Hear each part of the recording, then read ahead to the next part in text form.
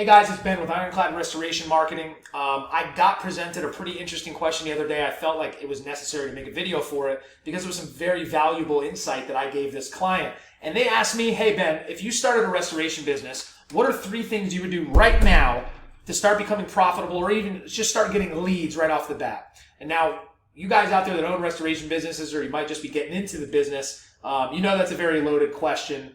So I'm going to just assume that I've already got my business license, I've already picked a business name, I've got my insurance, I've already made a couple relationships with some plumbers, some roofers, some real estate agents, some property managers to start getting in some organic leads and building those relationships. So in terms of digital marketing, I put together 3 things that you need to do right now, or I would do right now, to be able to get more leads from the internet for my new restoration business. Now, number 1, claim your business listings. There's a ton of free business listings, and this goes along with Ironclad's digital omnipresence method, meaning you want to have as big of a digital footprint as possible, but it's crucial to get out there and claim your business listings as soon as possible. So you pick a business name.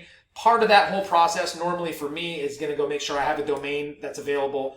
There's social media profiles, and there's not other businesses in my territory that have that same name. So once you've already done that, you need to go and claim all your social media profiles. Get Twitter, get Instagram, get Facebook, get a YouTube channel. But the most important one, if I was going to pick one, would be the Google business page, right? Google business page is a free thing that you can set up for your business right now to start beginning your little bit of a digital footprint. You have to make sure you verify that page. Google's going to want to send you a postcard in the mail to make sure you're a legit business and that you're doing things all on the up and up. But once you verify that business, you need to build out that Google business profile. Add all your services. Add a bunch of photos. Add all of your business information. Don't miss anything, and make sure that your name, address, and phone number, we've talked about this before, is consistent across your Google business, your Facebook, and all these different directory listings that you sign up for. Start getting reviews. Start posting on social media. Do all of those things and be active and show people that you're actually a legitimate business owner that cares and you're trying to provide value. Now, you may not have known this, or you might know this, that you can also make posts on your Google business page. It's a really cool way to be able to showcase promotions if you guys do like free indoor air quality inspections.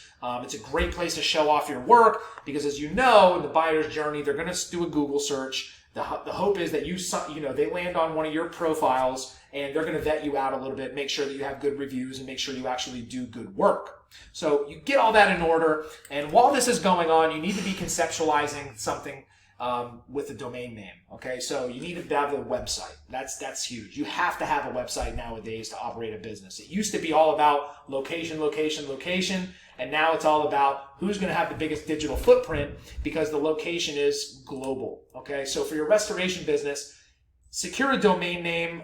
Try and get something that is your business name, but you have to be careful on a few things. You don't want the domain name to be too long to where it's really hard or cumbersome for somebody to type in when they're trying to find your website. And you don't want anything with hyphenations. Really, at the end of the day, you don't want anything somebody could just either misspell or miss a hyphen or anything like that. Just try to keep it short and sweet. Don't worry about the domain extensions like the .com, .net. You're going to be driving authority to this thing if you're doing it the right way, and those don't really matter. And when you're building the site, we've done a ton of webinars on web conversion and the best practice on building websites. The one thing you need to keep in mind, though, is you got to have a very keen eye on your mobile version of your site.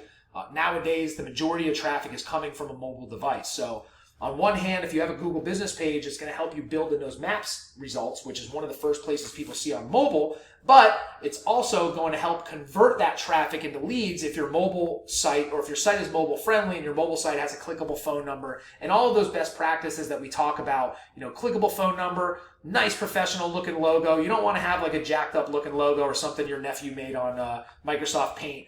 Spend the money. One of the biggest things that I see that makes businesses fail is they don't have a marketing plan and they neglect things like their personal brand. You need to put your money into your brand because that is your virtual storefront. That's the first thing people see when they end up on your site, or they see your vehicle wraps, or you give them a business card. So don't neglect your brand, and make sure that all comes across properly when you're building this website. Okay, and again, I can't stress it enough. Don't neglect the mobile version of your website. It's probably the most important part of building a website, is making sure that it's device responsive. Okay, and number 3, utilize Search engine optimization and pay-per-click or Google ads. SEO and pay-per-click are paramount to getting leads, okay? Nowadays, everybody's using a search engine to find a product or a service. You need to make sure that you're competing in your local area at least somewhat. And there's a lot of information we've put out there on how to run SEO, how to run a pay-per-click campaign, kind of helping you figure out what the budgets are. If you've gotten my book, we have a chapter dedicated to each one of those things, and there's a lot of other information into there as why.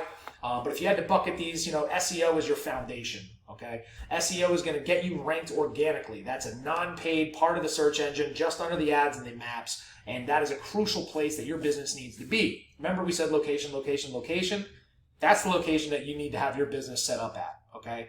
So you're going to build a solid foundation with SEO, and then you can, but if you've worked with an agency or you've done SEO in the past, you know that takes a little time. Between the content, your backlink building, your on-page work that you need to do, SEO is more of the tortoise and the hare kind of race. You're going to get there, and once you do, you've got a nice solid foundation, and those leads are going to consistently come in. And what you can do while that's building up and you're building that authority with Google is you can run some Google ads. Those Google ads are going to get you those leads right now, or at least it's going to place you in a position to where more people are going to see it when they're looking for what you do. And there's a whole bidding process, and there's a lot of work behind pay-per-click, but it's not that hard to get going. So you can do that. And also with the Google business, you're going to get the maps placements. So you can ultimately dominate page one of Google. So you'll have an ad, you're going to have a nice listing with the map section because of your Google business and some of the on-page you've worked, and you're ranking organically for your services. So, I implore you, if you're starting a restoration business or you've had one or you're a seasoned vet, do these three things, and I guarantee you're going to see an uptick in your lead flow. If you're having any issues with this stuff, you can get my book. It's on Amazon.